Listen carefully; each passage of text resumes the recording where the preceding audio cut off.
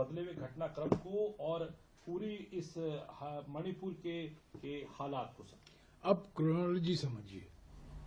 गृह मंत्री बार बार कहते हैं ना, आप क्रोनोलॉजी समझिए। क्रोनोलॉजी क्या है? कल 10 तारीख को कांग्रेस पार्टी द्वारा एक अविश्वास प्रस्ताव लाया जा रहा था विधानसभा में, मणिपुर की विधानसभा में। कई दिनों से बात चल रही थी, पर नोटिस कल का था। मुख्यमंत्री ने एक माहौल बन गया था कि यह अविश्वास प्रस्ताव आ रहा है और बहुमत उनके पास नहीं है। बड़ी बड़ी बातें की मुख्यमंत्री ने, पर अंत में उनको जान गए कि बहुमत उनके पास नहीं है, अविश्वास प्रस्ताव पारित होगा और उनको इस्तीफा देना पड़ेगा। तो इसलिए आज ही उन्होंने इस्तीफा दे दी है। मैं समझता हूं ये उनकी मजबूरी थी। सैकड़ों लोग मारे गए हैं मई 2023 से, 60,000 लोग बेघर विस्थापित हुए हैं, प्रॉपर्टी जलाई गई है, तनाव है।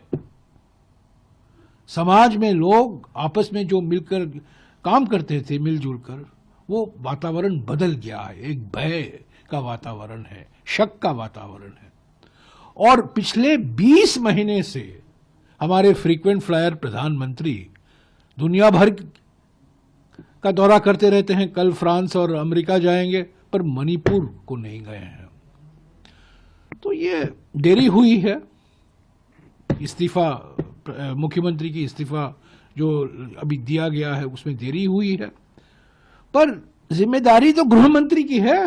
गृह मंत्री थी, ये तो एक कठपुतली थे बीरेन सिंह, असली सूत्रधार तो गृह मंत्री थे। उनको तो सारा आउटसोर्स किया था प्रधानमंत्री ने। गृह मंत्री क्यों अपनी जिम्मेदारी नहीं पहचानते हैं? इस्तीफा तो उनको देना चाहिए। और प्रधानमंत्री 20 महीने से क्यों नहीं गए हैं मणिपुर? सब देशों, दुनिया भर का भ्रमण कर रहे हैं, हर राज्य में जा रहे हैं, चुनावी प्रचार कर रहे हैं, उद्घाटन कर रहे हैं, इनॉग्रेशन कर रहे हैं, पर मणिपुर नहीं गए हैं। और अभी अभी मैंने पढ़ा 20 तारीख को, यानी कि फरवरी 20 को वो गुवाहाटी जाने वाले हैं। गुवाहाटी से इम्फाल तो आधे घंटे का बिल्कुल प्लेन राइड है प्राइम मिनिस्टर के जहाज में। वो मणिपुर क्यों नहीं जाते? तो ये इस्तीफा पहला कदम है। मणिपुर में स्थिति इतनी बिगड़ गई है कि मैं नहीं समझता हूं कि एक नया मुख्यमंत्री आने से कोई फर्क पड़ेगा।